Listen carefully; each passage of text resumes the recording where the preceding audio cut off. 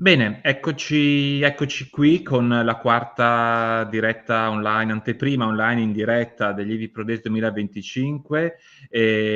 Come sempre una breve introduzione in italiano per darvi il benvenuto a questa appunto diretta e sempre per ricordarvi che chi vuole unirsi a noi a Trieste può farlo cliccando su questo link e registrandosi su Eventbrite, per cui chi vuole essere con noi dal 30 ottobre al 1 novembre può farlo appunto seguendo questo link, che poi comunque rimetterò durante la diretta.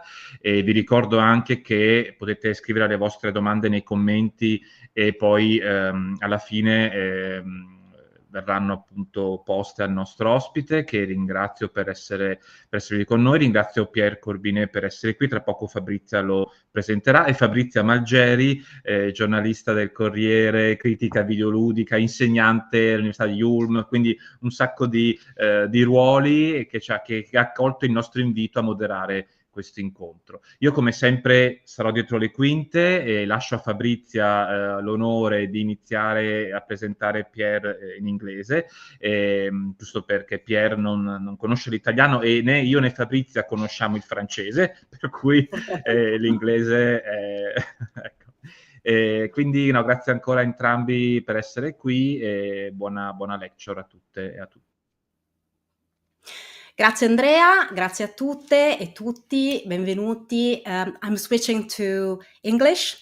Today I'm really excited to introduce this lecture by Pierre Corbinais called Wednesdays from Trauma with Love.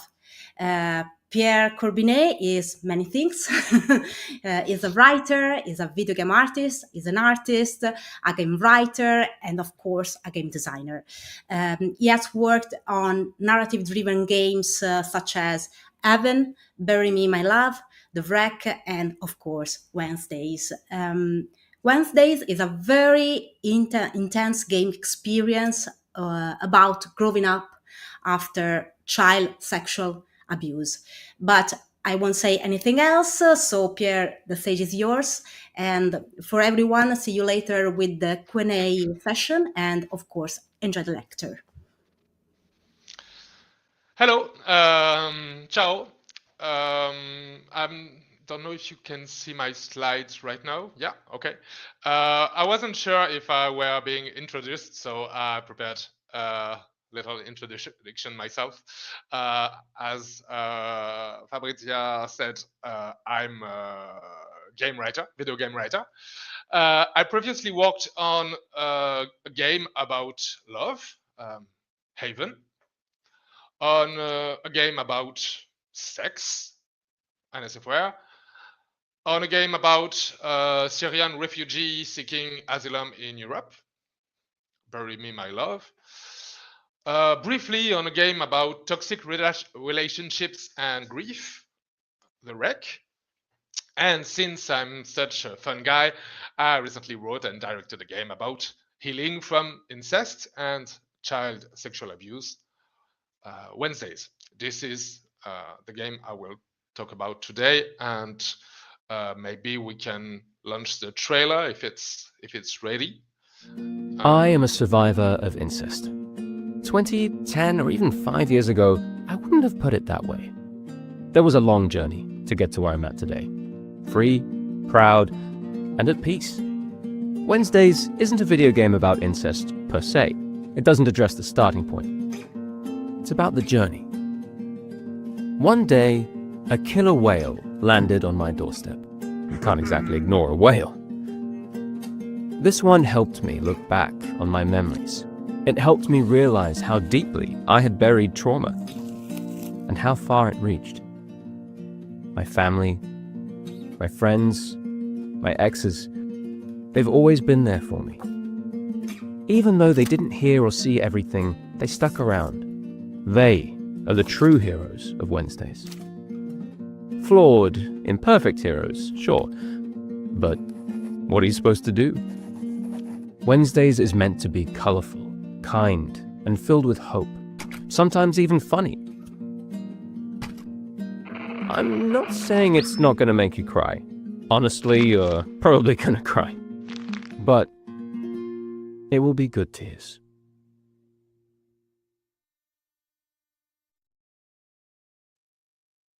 Hi again. So I'm a survivor of incest. I've been regularly abused by an older cousin as a kid, and I kept this for myself for more than 20 years because I was okay. I was doing all right. But in 2020, during lockdown, I realized that maybe I wasn't 100% okay, and that the fact that I was doing all right wasn't really a good enough reason to not talk about it. So I made a video game about it. It was a very short interactive fiction about theme park management and abuse. And I dropped it on the internet without thinking twice about it. It was made for a game jam in like 2 days. And of course, the game hasn't been played by a lot of people. But to my surprise, several people messaged me to thank me for the game. Some survivors, some who were just interested or concerned by the topic in one way or another. And yeah, I got many messages telling me it was nice to feel seen and that my angle was something they were glad to hear, to read. And among those people were Florent Morin, who will later become the co-producer of Wednesdays, and Christophe Galati, who will later become Wednesday's programmer. We talked a lot with Chris because Chris was a survivor too. And we talked a lot about our different experiences. At that time, he was going through a trial against his abuser, or was waiting for the trial. Sorry. And myself, I was going through telling my family about what happened to me. So we talked, we became close. And 2 years later, I sent him this message. We'll give you a quick translation because it's French. I'm pursuing this idea of making a little game, my own video game, maybe starting this summer. It would be about incest. We should talk about it once I've got a clearer picture. And Chris replies, yeah, sure, we definitely should, whatever you want.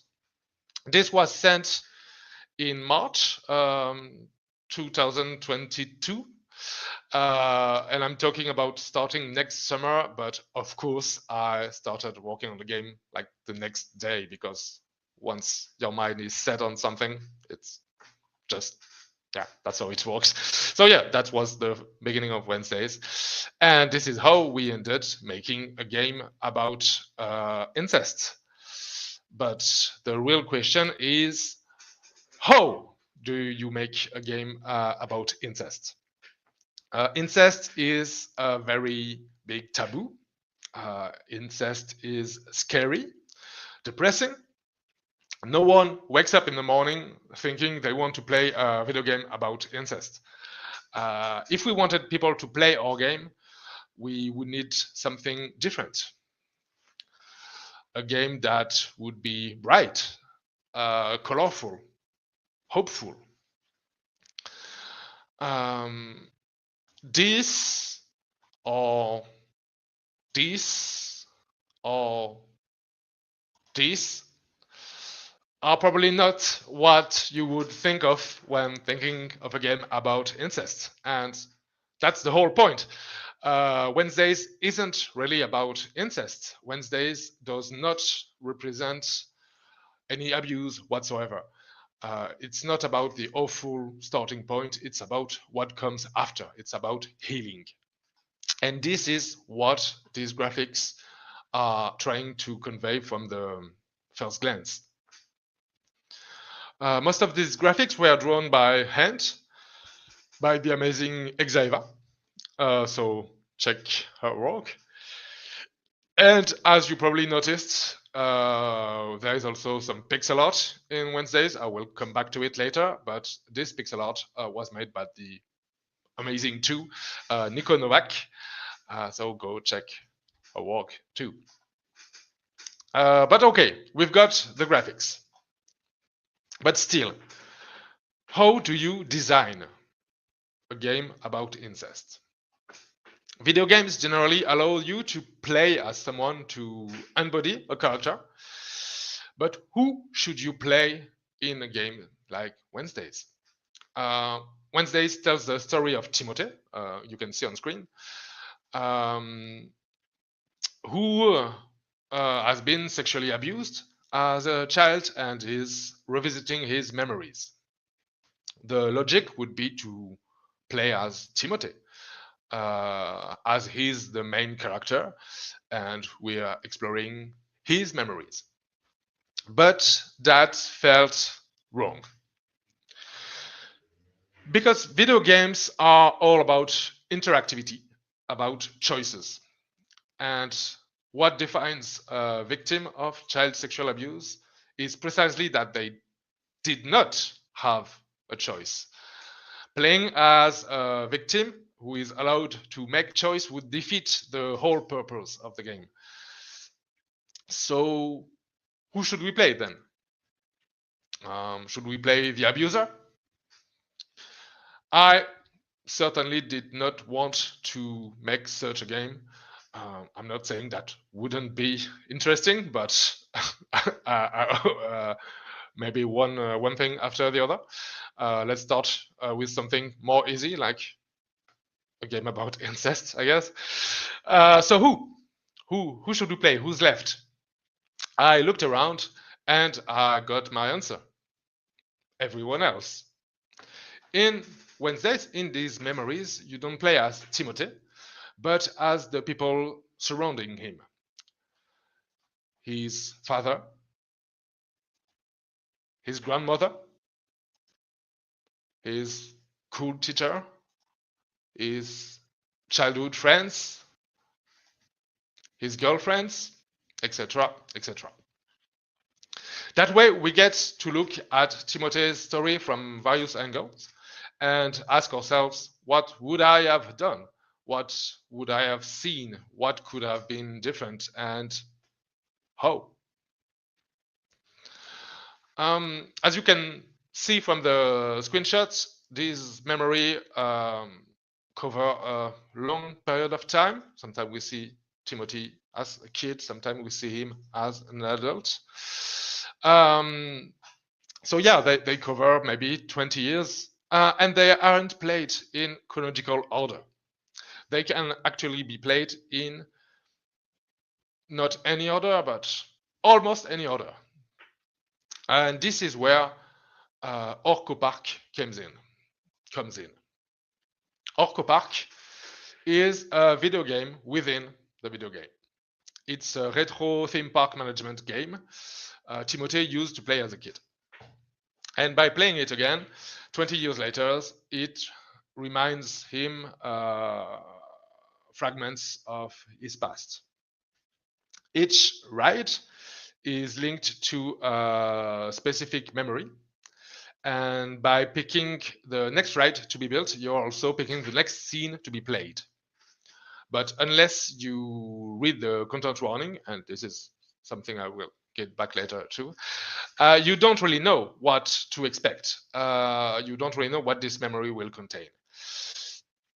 You don't have either an indication of exactly when the scene happened. You can only judge by Tim's look. For instance, how old is Tim in this scene? Is he Tim? Is the kid here? Is he 6? Is he 10? Both could work. And in this one, he's clearly bigger, but is he a teen? Is he a young adult? Not so young adult? once again, it's not that clear. And all that is, of course, on purpose. The idea is to reproduce or to illustrate how traumatic memory works. You might not know about this, but when you've been sexually abused, it's common to forget everything about it. And then you can have flashes, memory coming back at the most unexpected moments. And it's not always easy to tell what is true or not, or when that stuff happened. Chris, the programmer I told you about earlier, has no memories of his childhood before his 10th birthday. Me, I do have a lot of memories, including from the rapes, but it feels quite impossible to put them in the correct order, like a puzzle that could never be totally solved. And so, yeah, that's what we wanted to make you, the player, feel by playing the game and by showing it, not telling it, of course. I'm not sure if it's something people really understand from the game, realize, but I think it counts in the experience. But this is not the only reason for Orcopark to exist. Some memories, as you would expect with such a topic, can be emotionally difficult. We wanted the players to be able to process this, if needed, in some kind of safe space. And that's also what the Orcopark is for. It's some kind of decompression chamber. It's quite hard to tell. Decompression. You got it. A chamber where you decompress. Well, you can spend a few minutes in it, chilling before getting back to the memories, getting back to the story. There is not so much you can do in the park. It's not an actual park management game, sorry. But there's enough. You can talk to the visitors. You can look for wild animals in the water. And of course, you can pick up all the debris on the beaches, clean the beaches. It's something that works a lot and it's pretty relaxing to do. And also, if child sexual abuse is an especially sensible topic for you, you can, and you're afraid you can be hurt by some content, you can use a variety of tools from Orcopark to know what's into play or not, or when. Every ride has a little sign on it. One exclamation, I don't see if you see it, it's showed by the big arrow. One exclamation point means the scene might get you a bit uncomfortable or emotional. 3 exclamation points means it probably will. While an interrogation point means, yeah, this scene is completely safe. And if it's not enough to have this indication, you can click on these signs to get content warnings. These content warnings are in 2 parts. The first one gives you a vague idea of what the scene is about. And the second part will tell you everything you might need to know about the scene, and spoiling everything. But if you feel you need it, go ahead. And yeah, that's the last reason for the park to exist, to allow you to alternate between easy and difficult scenes, or keep the difficult ones at the end, or even skip the difficult ones if you want to, because everything is skippable in the game, and skipping 1 scene or 2 won't prevent you to enjoy the game and the story. Skipping 5 or 6 might a bit at some point, but yeah, 1 or 2, no worry. And so yeah, this park is also basically here to ensure no one will get hurt by our game, because that would be terrible for us. It's certainly not something we wanted to do. That felt quite important. But I still haven't talked about the elephant in the room. As you might have noticed, some characters of Wednesdays have a cube in place of a head, including Timothy. This, of course, has meaning. It's a light spoiler of the game, but also it's not something that's very hard to guess. In Wednesdays, the cube heads are simply stigmats of sexual abuse, of child sexual abuse. Most of the time, abuse survivors are silent, invisible. But what if you, the player, could see them? What if you could see what no one can see or want to see?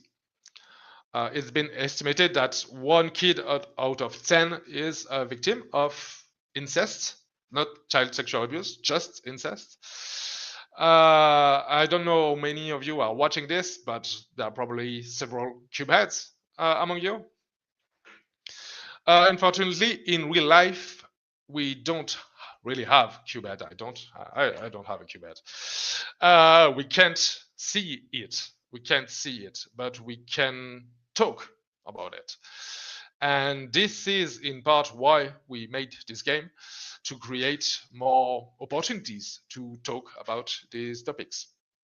And it's working, since I'm here, invited at a video games festival, talking about incest. So, yoo-hoo. Oh, I forgot to show you the slides. I had some more slides of cubes. This is, okay, wait. This is Timothy, the first draft of Timothy. This is Giovanni, not sure, yeah, Giovanni. Several characters of Wednesdays are of Italian descent. Sera and Maxim, the 4 cubeds of the game. A few short words about the reception. Of course, Wednesdays did not sell a lot. Once again, it's a video game about incest. But still, the reception was quite amazing.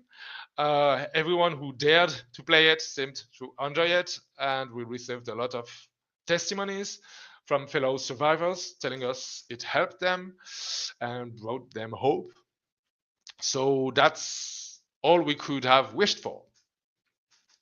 So yeah, I hope you want to play Wednesdays now. It's available on Steam and itch.io. I didn't get a chance to introduce them during the presentation, but kudos to Virginia and Diane, who were also part of the production team. Virginia did the sound design, and Diane helped with the programming. Thanks to Arte as well, who co-produced the game and allowed it to exist. And thanks to EV Pro for inviting me here, even though I weren't able to be there physically. Sorry. And yeah, thank you for being there and listening to me talking about a game about incest, I guess.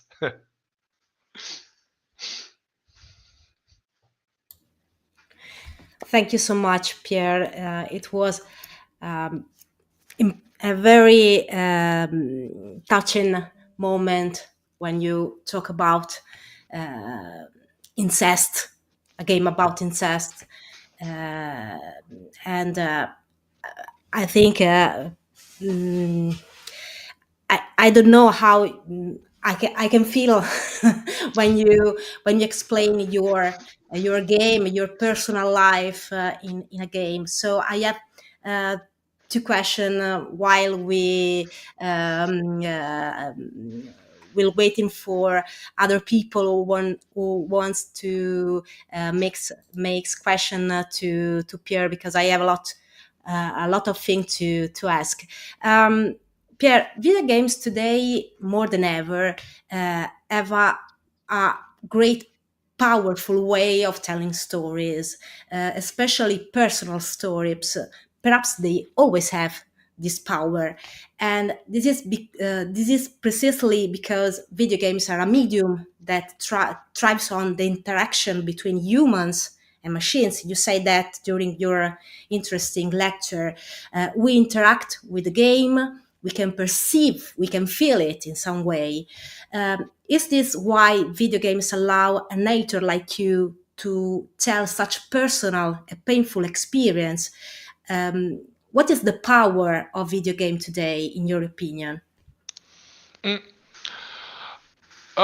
First, I'm not sure video games are better than other mediums to tell personal stories. I'm sure they are not worse, for sure. Me myself, I didn't choose to make a video game because I was thinking, oh, this story has to be told through a video game. It was more of the opposite. Like, I want to tell this story. I'm a video game maker. How can I use video game to tell this story? And for that, and to answer a bit the question, the tools are used are interaction, dialogue choices, first of all, because in Wednesdays is very narrative. It's basically, some would say it's an interactive comic, but you get a lot of branches, dialogue branches, a lot of choices, and none of this choice is fake. It's you of course you won't change the course of the story, but you will really steer conversations in one way or another, and dialogue choice is something that's very common in video game. It doesn't seem a lot, but in the game, for this game, this is a game about talking. This is a game about breaking the silence a bit, and the act of talking and choosing carefully your word and asking the question you want to ask and giving the reply you want to give. It made a lot of sense. And so, that would be one of the simple but effective tools we used. And the other one is the one I briefly talked about, the fact that you can play the game in the scenes in very different orders. I really love that the gameplay of Wednesdays is different for each player. Of course, you could say that a book will be different for each reader, and that would be true. But it's even stronger, I think, with video games. And what I was hoping for by giving such different experience was, once again, to start a dialogue. Because when you've seen the same thing, of course, you can still talk about the thing, but when you've seen different things, you can compare your experience. Oh, have you played this scene? Oh no, I haven't seen that scene, or I have seen it, but I said that and I didn't know that we could have this conversation. And it's one more way to talk about the topic after all. And so that was another thing we thought of. Great. I have a question from the chat room. Stefano, hi Stefano. He said, thank you very much for the presentation, Pierre. How you tackle abuse in the game is very interesting, especially for what concern perspective, being the shoes of others, neither the victim nor the abuser. What about agency? What kind of agency does Tim have in the game? Does he only interact with the game within the game, or is there something else played, not represented? There is something else. We are getting slowly into spoiler area, but I don't mind personally. As I explained, you always play a different character in every scene. I'm not sure I said that, but yeah, in everything you play a different character. You never play twice the same character, and you always play someone in Tim's entourage. You don't play Tim. But of course, at the end of the game, you get to play Tim, because Tim does his how to say this, by remembering all this, Tim advance in his life, I guess, and slowly retake agency. And at some point, Tim will tell his story at some point till with meet confront his abuser. And yes, at this moment you will play Tim, and this of course has a lot of meaning. It's the moment where you switch and you get to be the hero of your own story, while he hasn't been before that. Okay. I don't know, Andrea, if we can do another question or not. I don't know. Yes. Okay. We still have time. So while we wait for other questions from the public, if you have other questions, yeah, please do that. You have an important occasion to make question to Pierre. Yeah, the thing that Pierre, I played a lot your game. I was telling you before the live streaming. I played Bury Me My Love, and I really love them. I think it's important that you create these types of games, because also Fabrizia, but also me, we use them in during our classroom, during our educational programs. So, do you feel this? How do you say? I don't know how to say. I don't know the word. Responsabilità. Yes, about creating these types of game. So yes, a bit.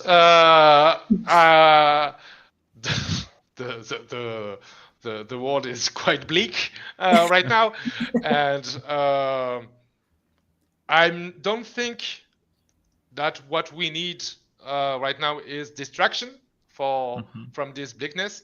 We need some distraction, of course, but I don't think we need distraction. We don't need to look away, and we don't need to go depressed either. What we need, I think, is some hope. And it might sound weird, but Wednesdays, which is a game about sexual abuse, or Bury My Love, which is a game about Syrian refugees, or The Wreck. I didn't write The Wreck. Florent did. I helped him a bit, which is a game about losing the grief and the loss of a child. You would think these games are totally bleak and depressing, and I don't know. Maybe they are, but that's clearly not my point of view. My point of view is that they are maybe not joyful, but full of hope and of humanity, and it's games that are supposed to make you feel better, not worse. That's what we hope to do anyway. And so why make this kind of game? We actually have we'll give a talk in London with Florent trying to answer this question, and we are struggling at the moment. Why are we making this? We are not making this for the money, for sure.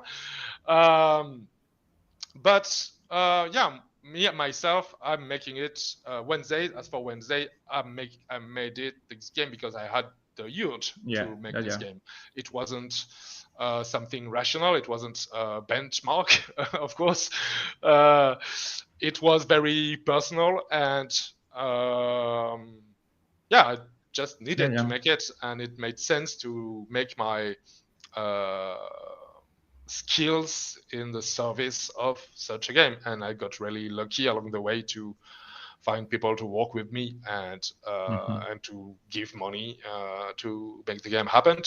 But if not, it would exist on a different form, like the little game I talked earlier, the jam games.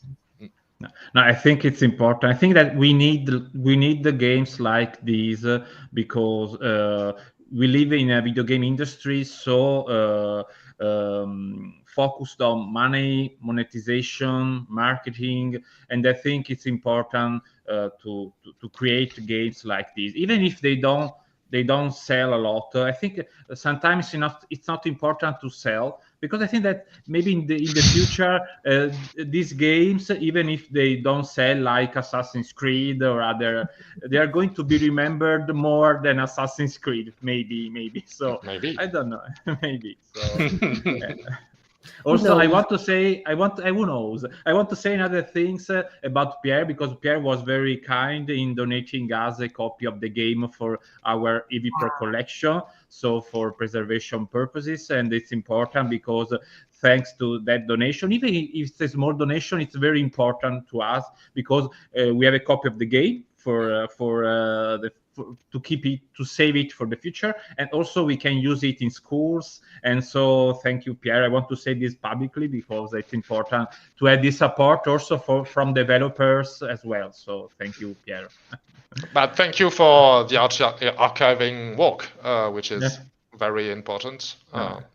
Yeah, it's not an easy job to archive video games, but it's important to start from somewhere. So, and you, Fabrizia, do you have any other questions? No.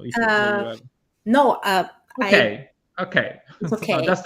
Just to, as I told yesterday we had Jordan Mechner as our guest, and the nice thing about this lecture, and I want to tell this at every lecture, is the thing that they remain. They are saved as video games. This lecture, this live streaming are saved on our YouTube channel, and they can be very helpful for students. And I want to say this because sometimes people think that, yes, you are doing this lecture and after the live streaming it ends. No, it doesn't end. We are going to promote this lecture even after this live streaming, and I think it's important, maybe because I'm an archivist, so that's why I think it's important. But it's important to, yeah, it's my job, it's inside me.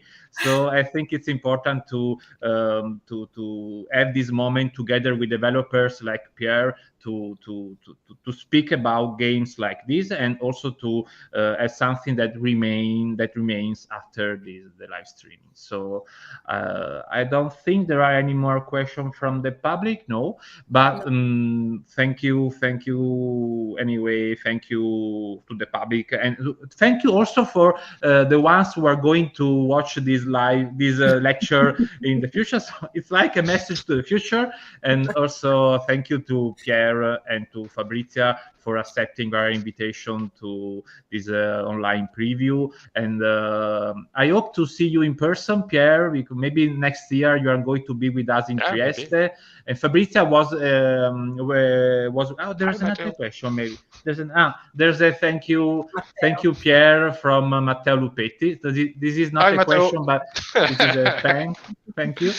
So yes, I hope next year you are going to be in Trieste with us. Fabrizia was with us last year, so maybe next year she's going to be with us. Okay. Can't wait. So thank you everyone, and thank you for your time, and see you. I'm switching to Italian just to say ci vediamo venerdì, quindi dopodomani, sempre alle 18 per un importante. Tutte le lecture sono importanti, ma quella di venerdì la sento molto, perché sarà una lecture con Rashid Abouideh, che è uno spero di averlo pronunciato bene, che è uno sviluppatore palestinese che sta realizzando un videogioco sulla Nakba. Il titolo della lecture sarà The Palestinian Narrative in Games. Penso, yes, English in Italia. Penso che sia molto importante parlare anche di questo tipo di narrazioni, quindi vi aspettiamo venerdì alle 18 con la prossima lecture. So thank you again, Pierre and Fabrizia, and see you soon, I hope. Absolutely. Thank you. Bye, Bye, Pierre. Bye, Andrea. Bye, everyone. Bye.